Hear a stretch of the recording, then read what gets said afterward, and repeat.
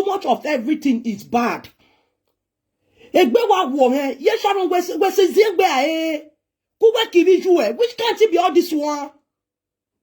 Every day ziegbe ye han ya even no, Sandra even no. E no sa even no. Ye Sharon we are good to your mom na even na hu na this is enough for because I'm not liking it anymore because you are egbe like the wife you like you eh. What nonsense is all this? If dans les jouer bon no there eh bien what that do jouer no don't one I don't care to know eh bien ziegbe o ba wa se mani ona ba wa de gboto ona ba wa vie vakue ne ni ziegbe be nyo meta me na leba ona ba vie vakue uwa gi gwale no vie vakue obi wa gi ja o ya gwale no vie vakue uwe kena na we service osongi Eye Sandra ajo, eye picture ododo mula de no ya momo. E Sandra mo na yo boni awe Sandra ba mejo Sandra vitali o ma jo Sandra mejo wa be ya ki o mejo egbe. Wa be ya ki o gan. La be je Sharon e agbu wo mo. Enough of all this nonsense o. Ye ni do atale me po ni do agbon ni a. It's okay now. What is all this? O wa now ye be now o mo 9 wo gi fia, wo gi wo. This Sharon is e gbari wu. You think about where yes, Sharon, no one no man we yoto. He said, I'm telling you, any presenter no don't bash you. Where yes, Sharon everybody. What nonsense? Who want me busy but who not bobo? I'm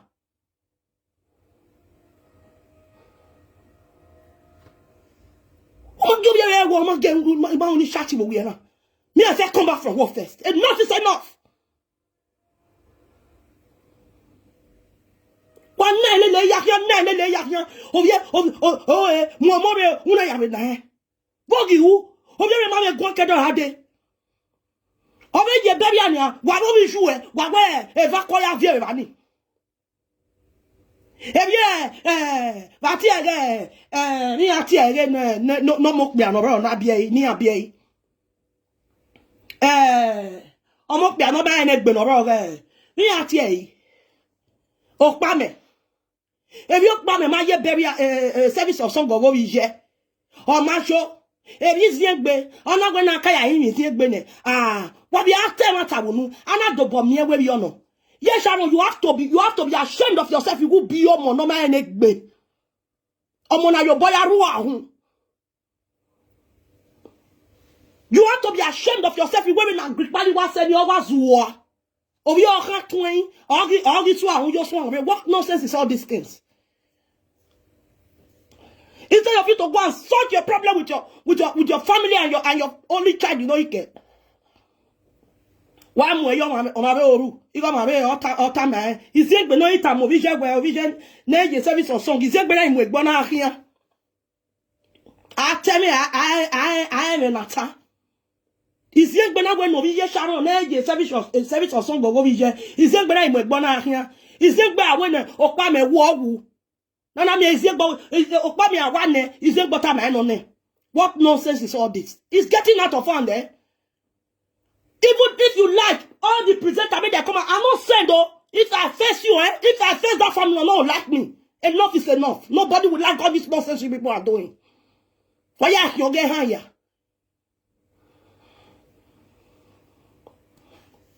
If you ma poste a GoFundMe, if you no ma poste GoFundMe, who va riller le Facebook, il y a rien le mani poste GoFundMe, mani ma poste GoFundMe. Il y a poste, il y a ma poste, wa rien force ya we ni rien wa.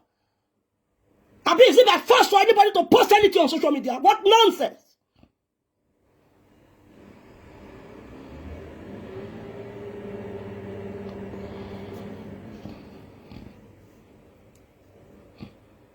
What nonsense! What has it done to you? If you got the father, if you want to Yazira, if you Bokba, they adopt Sharon. Now so easy, come on, oh Saloboa. They adopt Sharon. Person where see get mama, now mama see the partake for anything we concern Sharon. Where this say get people we adopt them for Europe. How is that possible? You can likewise listen where okay or he get Oyibo husband and wife where take him as their own where they like him where that they support am, not be say they adopt him. How they want to adopt grown up 30 years old pikin like a Sharon.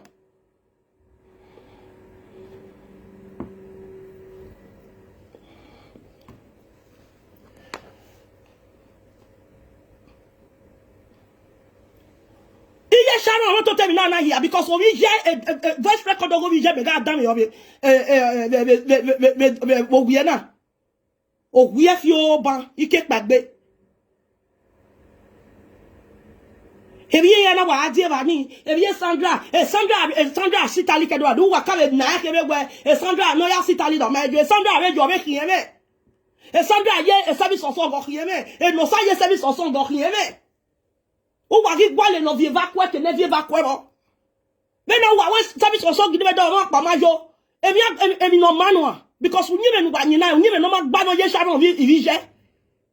Nu wa so bi era e. Du wa na emi waje inu ke no hine. Obono se inu no hita mu wa we obe iziegbe ami ewu no gbe Sharon he. Wa ni e privilege ya. Wa go so lo gbogbo egbe.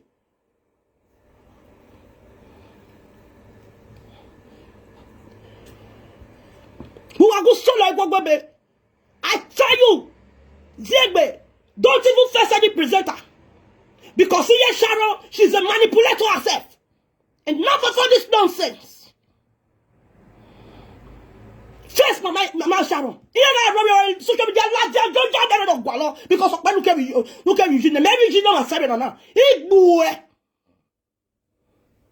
Or say nonsense anyway.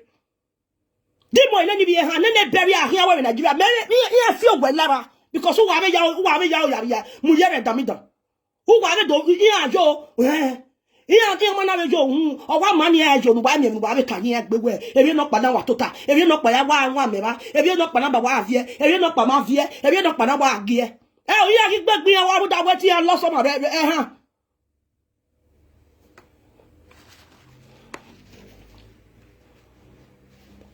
Iya ki gbegbe wa bu dawe Sharon wu ni agule legwe ni je ma gule la ma go erore la ku kwa ni sanu wa ki odo nonsense.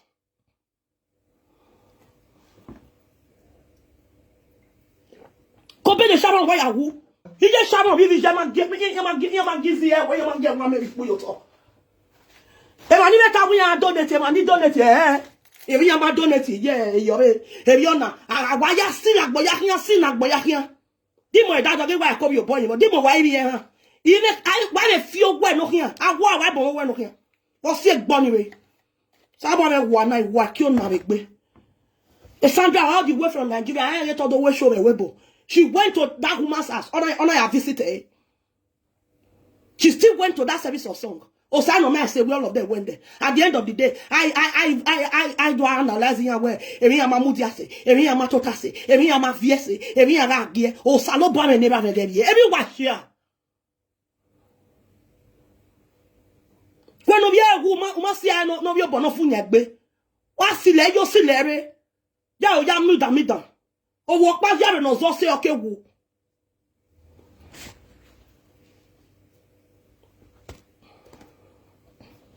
If yeah, I've been seeing it all this way.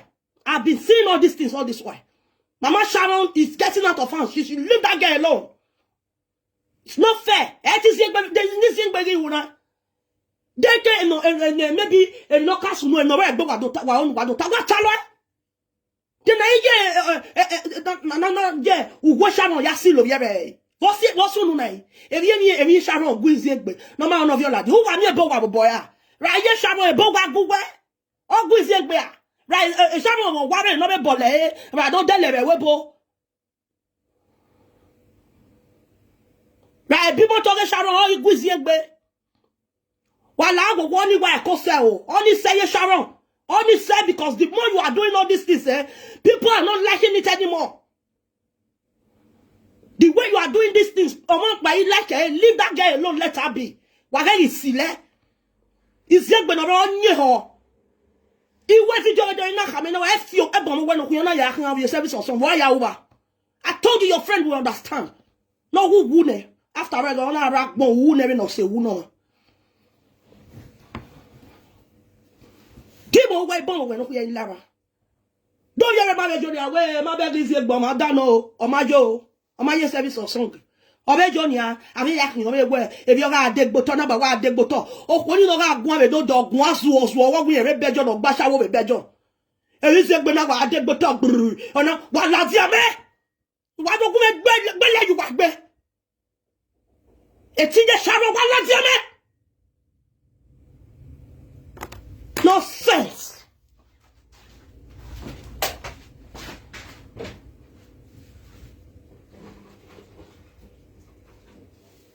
Now when is it bang you? Is it bella de do one? Uwen la coco, we are way. You know, like it's bella wo. I believe our mothers also advise and la wo guys go yemi. Nana, wama coco mo say. Ne no pa il y gweri mo pa wa single mother I cocky bi Mexico deadly ya ga ne mo na kokonia of your via no ma ti dole moji nonsense ama ti dole moji o ma ti si wo e pe de va ka bi o ma ti via kugbe ama cocky ajagbe eni o mo nu se mo pa Okpamen go make come mo pa wa cocky vi meni mo pa iwa lupe mi la ka abi ze no mo abi mi ogo no mo ka akoke mo se a Ivie ko we la dia okpa eva kan nu me ye sha mo pa bo we la du wa na we no pia na do bo mi we to be zuwa uwa na o ije no na mo patron na tu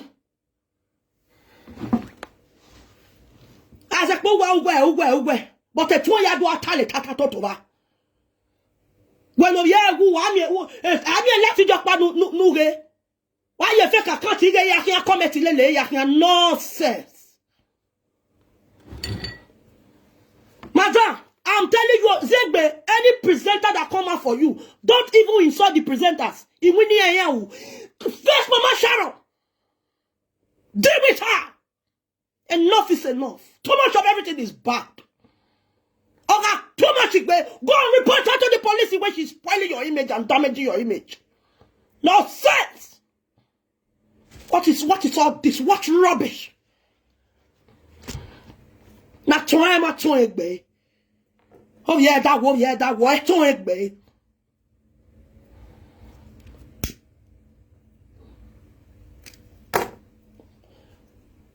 You think I've been a fool because I didn't want to say anything?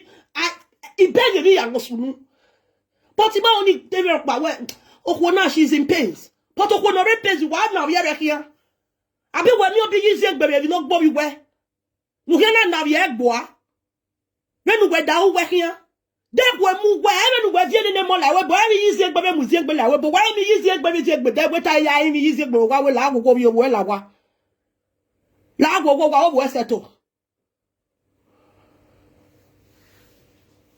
I when more like why we use it, but we use it, but Nigeria la webo. When you data I use it, but we go. Why we settle? When you are daisy, baby, you are rigui, ever now, and I don't see the bella de social media. When you are where madame. Who will no more go? What will no when I was at my Facebook again? No, a Facebook in our go away. Who might go work my business, a business one of you. No more than where you are, not yet, Madame go, lucky, eh? Because this saga, do what going to want your water again, your man, I don't remember bar. I know they look, I don't send anybody. And I know they via picture, like if you picture, I don't send anybody. Because I they look you since I they respect you well, because of the situation, I don't send you, madam, I don't send you. Because your attitude is getting out of hands. Il y a quelqu'un dans vieux hier. Oh, t'as fait aller là, y'a rien. Oh, gonna, Wagi Ivie joani ado atale tata toto. Atuwa wa mo ide shabo wa to buwa we ne service o chongiba. Dete sabi ame yege na de keke nene no sage keke be bati ege bati boy na ge musician no Okpa. Iye ga jo yen ga bon we no here. But to add do time. Why ya call a presenter where what you hear Okpa marry. E kina nu wa dona o ge Okpa de lebe de na amu obukan yoto. Ugu wa we a family team no.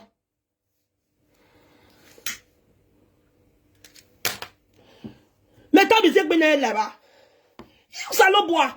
Ona we hu yo mo iko be no bu gogo ya wo ma de ge enwa me bi pu yo to be kedoje. Wa si lo ye be kiovie. Abi wo na do na gele do ala live ni me do total ni me do ala live video na here. From the beginning ni me do tam where if you are we no go we gedegbe. Inu gba yi zi egbe bu we adio wa do fi gwe iria. Inu gba we fi gwe ya yi zi egbe wa we yi zi egbe la wo we wa settle. Nana me yi zi egbe ido ayi mi we wa inu gba do iria. You want to put your blame in another person's head. You want to blame other people for your mistakes.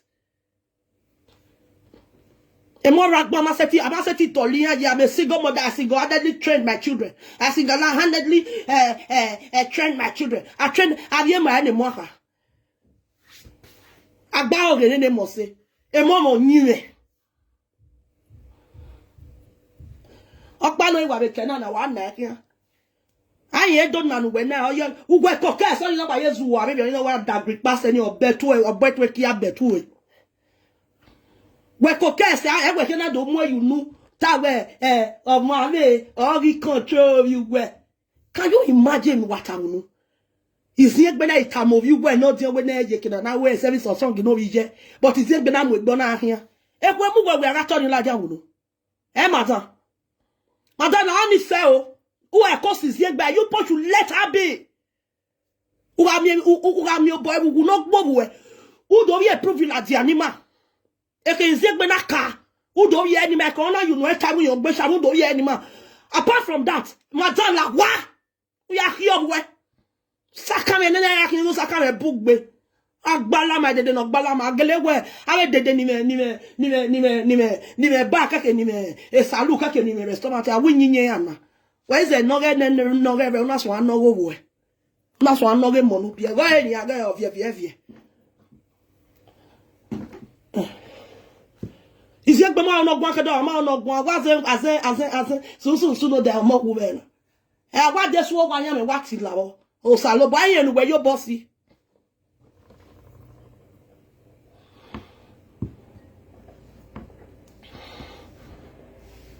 You just want everybody, you just want to rub this thing on everybody. Uya we ha, e mi ama share e go for me, ni ana share go for me e force no. Le iya baka, wo ga hun mi mana na gbe na donate mo ya ni we bonana donate ni. We mi e ni e am members e post e. We mi ya baka dollar dia we e am members ma e am post e am dan ya. You don't control anybody on their page. After all, what page ni. You have no right to control anybody. Nobody has any right to come and tell me why didn't you post this thing?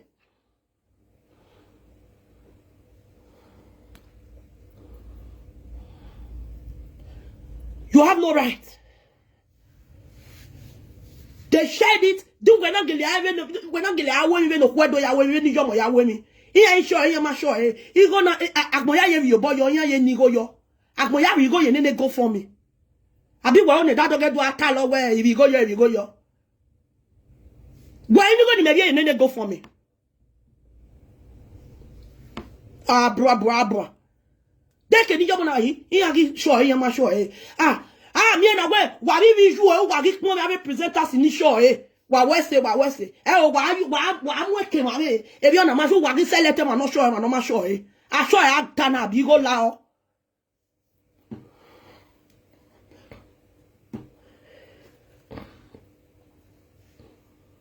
Go na we mi we e no mano ana we mi we go but we no mano na we mi we e de na amo Sharon you talk the whole of Aaron they will be there, they will gather there to pay her last respect. The friends Waye of your around her, ya here, madam, ya here, we are here, not be. Waye, ya here, madam, dear, my post go for me. Ahule ya be. No, baby, I wear walk away. If you have service or song, or be a yago. If you have service or song, or be here go. If you have service or song, or be humbo. No, marebo, not mare, or saloboa. What you when I'm a day? I see you were there. Madame go because I make problem no because what who says young bear because the young bear no way as also done say have you or sioma where or sioma I won't wa have you lawa don't have you lawa maybe a bola one for how many months if you're straight in my head they not easy way for when you lawa then on abo afi here where or be who and malaki when how many months or carry or many months 2 months more than 2 months you go in a way. Yeah, Ivie go to Ivie you how do we go be? Where you win a man on winner. Free mom you have a live Ivie there. Oh, ye may go, he mammy and rock back. On a week back. Or we doing here again, I want my day. Problem me wrong. And that way, anyway. Or Bouger, I don't know what ma. Well, we buy a image you way. That was the second time no ya we beti me where ni la wo go mama keri ya bi o na be na ya hu ye buda we gbe so se ba ni o be fi ya be ku ba ni we ya yin ju we ju akwa ju no wo pa bie ya yin ye o ri ti je ije na we emi no wa hin a problem mi ro but a rules and regulations ro ije ma weta we adio wanu do mi ije na wa gbe no e note ni je gben oye wo okay wa na tan do ije gi gben e note ne we uga we gbe adio wi yen we wa do so an lo ye wi yen na ani palo de no mo ya ye wo ye ije me boyfriend ama we je me boyfriend mi da we je me boyfriend ije wa gben e note gi ori send e gun me ri ti e na gbobo yu na we ye boja me me ga be dudu ti wa be ma ni ku so yin ya be du e aye ni bugbe ori gbere no tu gbegbe di yan wa na ni wa we gbe ade wa anwin na wa make sure wa so wi the following month wa so anwin na only a problem that one a good advice wa so anwin na a salary we wa bi a boyfriend mo bo salary no ri mi account me hin abi ye na no ri mi account me hin a pay into so mo hin abi every month ya abi to €200 no we ya dele a party dele ni mi on our who about me 21 years old I be 20 years I be 21 years old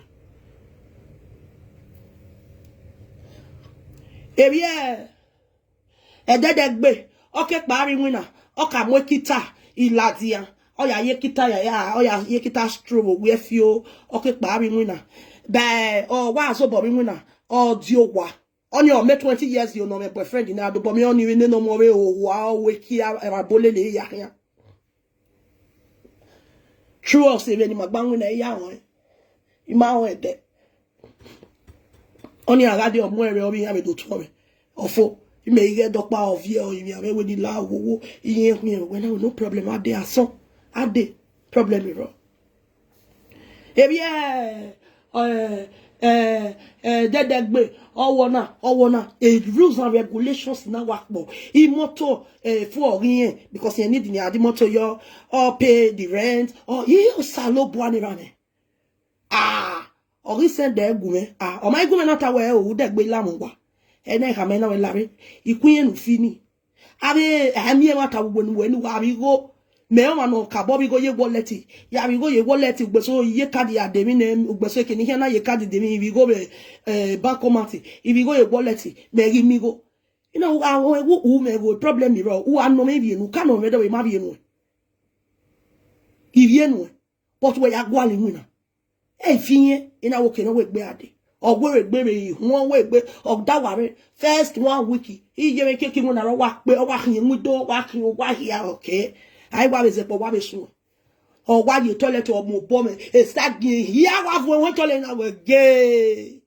ihun ye na no gbe mi na bia no se wa si egbon na re ibe ka ma ha be se pe ofin o ga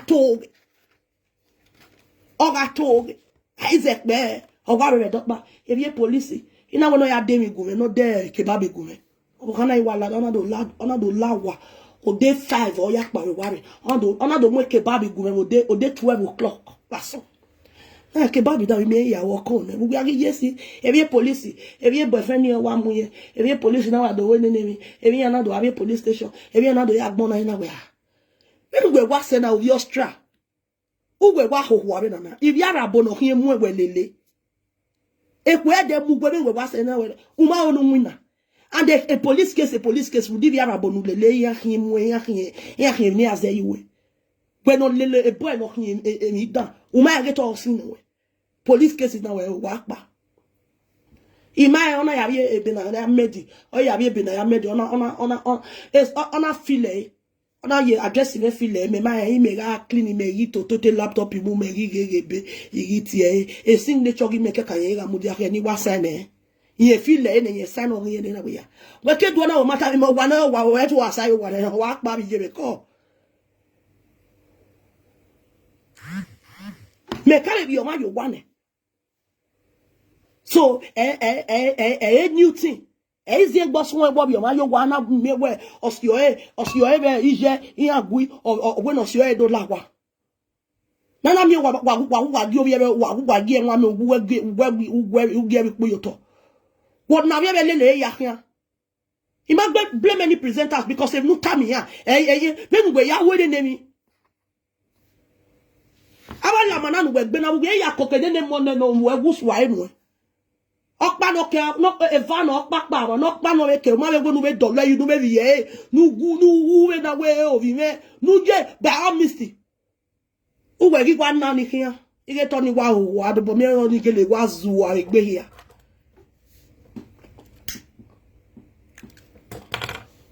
eno pa ni wa se ni awo ma manipulate agree pa ni woni akun emi ene hinata Iya mu area. Dia na mu area na do bomi ewu je ere ti amu area we ere magba. We no pa wu na we ne Sharon pa na we ya gwa le ni kemi. Den we ki na ije yin no ya no wo make na ama na make na wi ya we no ya lo ani. O awo ni o me e na awu ro boy na we bia izegbe ri we. Ugbe mi obi izegbe we Sharon. Now we want to say you should leave this guy alone. Why did you jouer Sharon? What's again now? Dimo, he report where the police.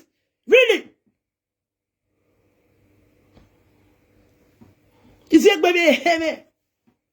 I don't heavy at all. Any time I read the level of Yevani. Of Yana where above. Zegba, I'm a picture of the Sharon over war when he clear ya go where what's your body me?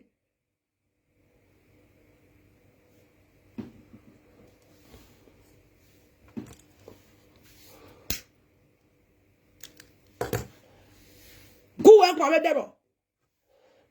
Whatever. Stay away from these people. Because we may have begged. Sharon my sister Emma was stay away from no. After all, or say we're not ironic banning. Why we ain't bandamish one anything to do together. If you stay away from them, they will not Sharon or cheer up, but don't know where a password to give away on. You have every right to why I report here and disturb you.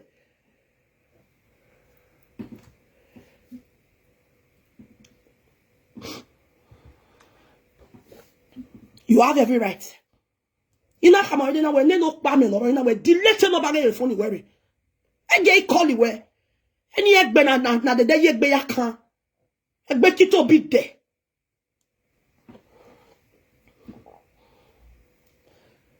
He me down yo we na we fio we ne not ye Sharon go.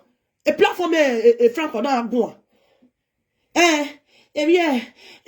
Iziegbe ihe wa ladia ona ba wa de gboto e ve aba we ga no e Sandra ona ba do ade ona ba do mo ye Sharon ona ba do ya mo picture e bi ma post go for me what time any post go for me me go for me me ga ye Sharon me tere we bo wa ma se no mo Sharon ari wa no wa na agba le go for me ana te we na ka me go for me ari go yo abia ma mi go yo yes ari go yo Arigo yo abia mami go yo. Yes, arigo yo. You know, you on a poster. No, he yak bale, e rank baleri.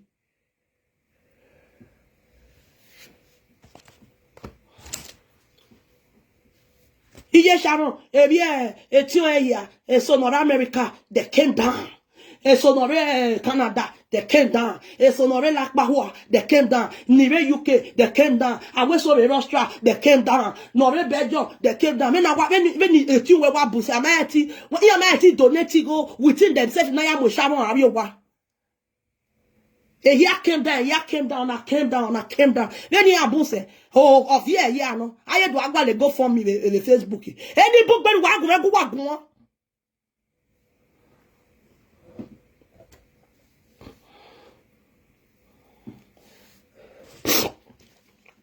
Ivie don't have right over anything. The Ivie we are seeing me where a Sharon. Me ma understand the writing where when now. My sister Jesus Island. Abi Eastland. Then way when Ivie now where she does not have any right. Ivie we are seeing where Sharon. Rati an ho we Sharon bo odo wa be webo ni amara mi ebe na wizie gbogi gwe ratu ya mi izie gbogi gwe asimi mi a we answer a question na my dear e ogezo izie gbogi asimi ho ni zie gbe na mi rati de rati ni zie gbogi gwala obi an na we mi izie gbe do ta mi a we wo wagu we na no wagu we na Alaja edo izegbe iye Sharon we izegbe momore o ma ti izegbe odo aya go be se Facebook o ni ye okun omugie dem yo me ye gbara obo ye na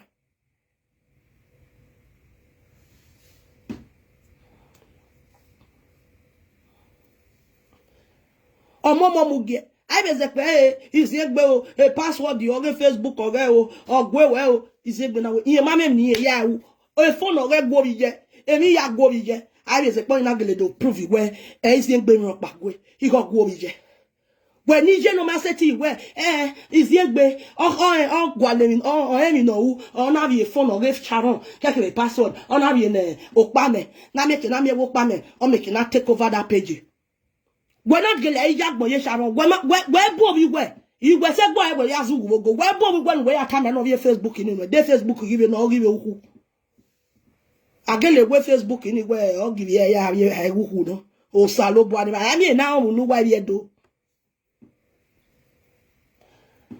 omo no ije no ya ewu o gi simi o gi gwa le Facebook property agibe gba ama ebe de bo ni ya gbina ye Facebook ije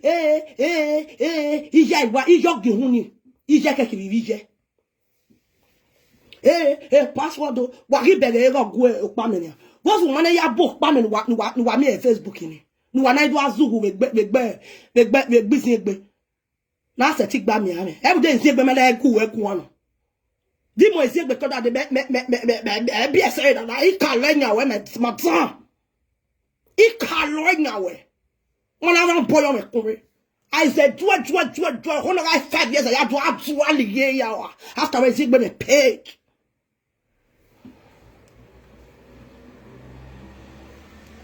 Facebook I even see me.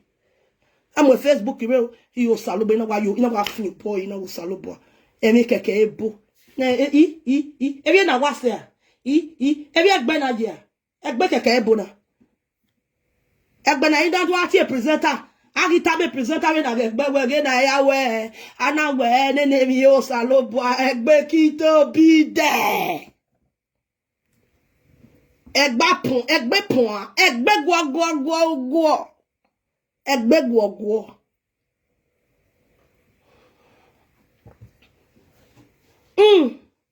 ewu no ri we mi o salobo ana we na be gba o yo akiodo o ti gbe itin o ra ran gbe do ide o ra ran gbe ma le mo ya wo ma de. Enough is enough, madam. Make you a task with your sisters. The bedjan, Anna. Never ke bedjan in me, yenakba. You were a bedjan. We man, me a bebo yak bebo, Bobby, of you. What man said not going to Beladian. No, where any go la Jana Yawe. Bedjan, you Mary Sharon, bedjan, America, a New Jersey, maybe Lakbawa. Me go me be ya. Niji me see me no re UK. Wa wu. Niji me see me no re UK. Wa wu agbo no re mi. Wa wu. Ije me no kwa. That's Ejeya. That's otinje me no kwa ne fere. Ni ami je me no kwa. Iya ya ni ami je me no kwa gba Ivie je. Ivie ya fefe ya re webo. Iya nigo. Ona be si megbe. Orije me no ma wa gbon rije ki no ma wa gbon. Ona support me kekere lovers oge no ma wa gbon ya yokpa wo money ye va wo money ya. Iya na be support me we Ivie okay. Ma be help you we na na. Ina me ya bi ogo me yo ni na ya donate ogo me ye bani. Na ya doto na mo brother meji. No so ya ma gion. Eje me family ma. Iya nigo ku gbe ma ya agbon ya nigo. Ima ya nigo na ya mo brother me yo to. Am I will go for me? Osyobe, a very close friend to my uncle. On your dotier committee of friends. You were near me okay. This one in the committee of friends. Maybe you na him. He have donated. It was about 200 or something euro. He na be a job okay. But a family man, a JJ no, I mean JJ no, family man. A TJ ne ya fe. Ni have me by JJ. Ehi afefe agada obo ya donate go na ya doto ya mo brother meji bo ejuke ba ni na mana ginwe amu ejo to omo to ba ni adoto ni for life, you know. O told yourself in 20 years to come o kan yan so lo ba no kan to se wese o kun o ma gege o ke wu go kan ni gi yawo ona ise 120 years ona be pa a be mu eye ba. Because I don't turn your answer. And I mean, wow. Oh, we just know you, or my me if you are boy. What neck bag, we just, and then never you can, even Makalaka, and never Kafashan. What my me rock bow. I am not gentle, I your boy, I am your boy. I was expecting you here, you give away where, what dog ballet, and I'm posty, not by posty. No, what type of one here post here? One year platform here.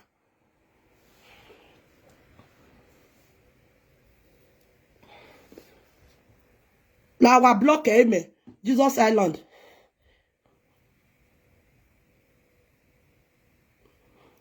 Jesus Island. Now where we are and no I tell you comment near block you way. You understand? You understand because what is bad is bad. Come mudane gumeti not bena work man. Tell Lizzie to come out and insult Mama Sharon. Why cares? Who cares what take more? Why cares? Iya sizi iye Sharon agaro toto ona amu enizi bia be nizi mana memi okpa no wu ogbiye Sharon ebo tie awe when Jesus Island now we awe wa mo sopa oso ni do wu ijegu we nwa megu we rupu yoto we si eboluwa u si ari awo sonpa.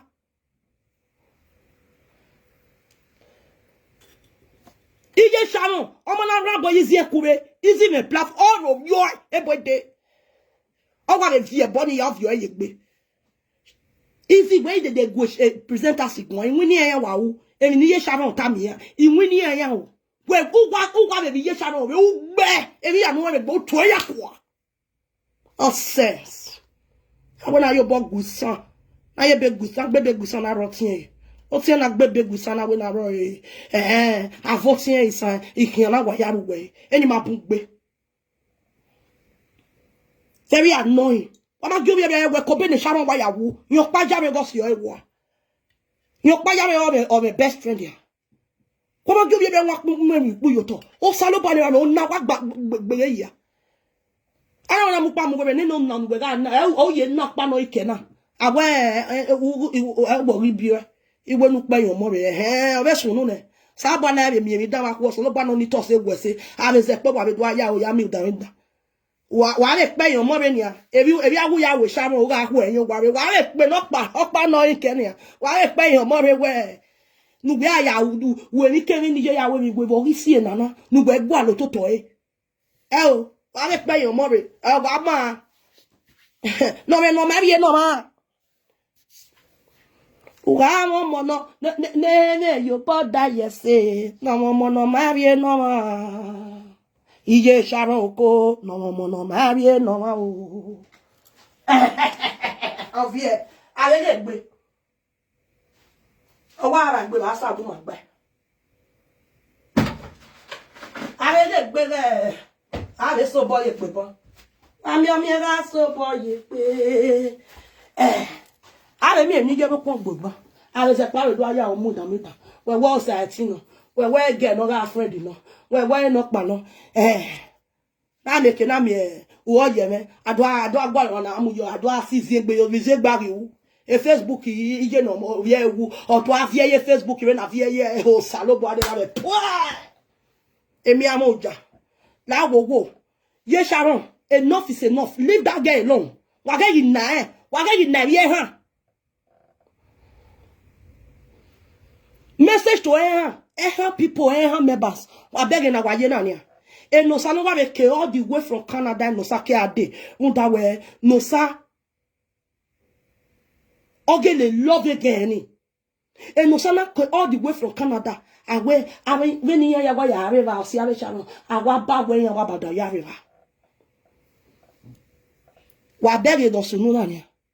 E Sandra no we do we show we bo we ona de ye ni ona be akia wegeni Ivie ha wa be basile hi agwale na hia bi ladia I zoom ebi ona mamudi asege ni na asi ho ni service of song ebi no pa ma vs ebi no pa na bo wa degboto di mo ugwa Ivie ha yi wa bo wo gwa ro kan wa jo agwa o si egbonire mi ata wa Ivie na very wicked ma wicked egbo ni na weta le ni no gboma a le ni gboma awe nu wu fie ma no na yi emi no gboma ta wa lede o wa le nu gbe no ro ma o we uko me aga le nu gbe no ga ro ma o Ivie me o iwo na ri u ko me o ya gwale ni ya o mu ni amu of your evie yo egbe Ivie ha me wa ge wa ya wa egbe o If no come Sharon, why have you born you? Who view you? Who post a picture? Get why I delete it. Why you born you? O so lo ba beg e me do wa we mo e do wa. But why gule le ije no bi e ma gule le ama wa no so dem yo. O so lo ba ne you mo na mo agbe ko so ba me wo ya iwa mi dan. So ba ge egu me jo o so lo ba me na wa ri kan me. O si egbon ni me. Owo mo na gbon ti ewe no won egbe o agbon me o eni mi sunu da ugwene we ke do ga won omo na gbon ti e won egbe we ni me wa je na me wa o na ya gi me o salobo we ni je pa wa so na ni di mo izi me ya we mi awo e piche Sharon pa mere awo wa si egbon ni me ha ko awa wo ai no ba wa ni ka Ile mo bobo eni wa mo money gian le vedero ni o ja wa pogbo ni iya pegbe me latin o ri kan mi o ko le bi ni bi eno kokko ku e o ri ka be we after all u never ga ragmo wo iwe mi na wo ma ye service of song ma ye bury agwe o ne hin ya ti we mo dan wo lo call mi we ni yo ba kai ujo ni ale ya temi obe we eve u ba na ba owo to ba degboto madam obe ni no ti Sharon we be who never say we be we ba degboto ni aba be avie ujo ni awe to ba degboto u ba avie o mo na le je ni awe u ba yo i o salobu ba yo mase o ikan o tun gbo to la loke o salobu no gu kin o ga kin we no dey ni jibo don we dagbon je bi o wa se bi je me Unda no gbe no wiro. No gbe no wiro we ma gbe no wu be ma gbe no wu. O sa lo bo. Iye no wu wa bi ebe afie ma ye o wa lalugun me bi ebe. I me no si o no so de mi wa we ni wa ni o sa lo bo. A ki o la wa gbe a.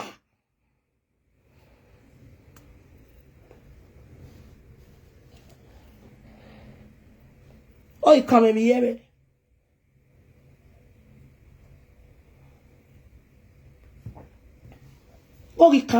I told you easy, please. I'm still telling you again.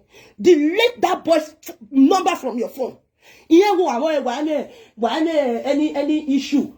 La wo we wa ku le na yen egbe down akin egbe ki to bi de na egbe.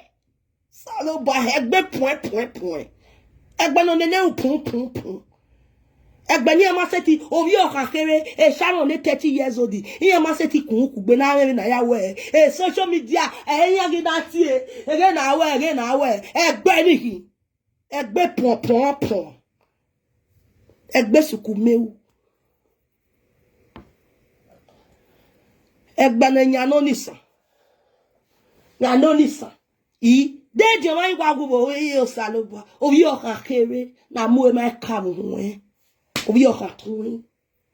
Ije wa no pa wa ti o ti ye Sharon ina we ai wa mu na ado mu abi ba ado o salobo ani ba na we be na bi na e bi na je a o sakan wa ta we a I wa iri edo agele we ni bun iri edo wa iri edo me we gbe de o tane wa ge awele le mi wa ge wa za ge ya wa ge wa le here because iye Sharon man ran boy yin egbe kunre e no bara iro tisu wa ran boy yo ye be kunre ki iye Sharon ko we kiri yu e we ni iye Sharon o wa ran boy yo ye be kunre when wa man ye prove la je kini zi egbe na ka won yo gbe Sharon e ko na mi o be Sharon wu no gbe obi zi egbe wu no gbe Sharon oja wala wa aso ye ba e wa ya mo wa yo to. The Bible said, bury the dead. Let the dead bury themselves. Bury the dead and keep quiet. We are going to wa mo piano. Iye Sharon, o ga pe piano wo wa no ye ba. Okpe saxophone bai. Ivie ni be la pa wa. E so akpe America. E so pe wete ya wa touch down. This one touch down. This one came down. This one came down. E ya no came down. Of your no many ya came down say, amamia so amamia. Of your you know. I do go boy, you boy, I Yo kakere. I do donate na we na la wo na do go na ya we peria. Wa ge ko abu wa. E ti ye Sharon ya we ka ya rudo. Wa la wa. E tu wa be Nigeria na we bo wa ye. E salo bo bi na hun egbe. La wa ke o don ni pa ni abi ke ni bi. Otane leave you push will leave is here alone. I see over here and was see here. I am see you what go. Is here by my no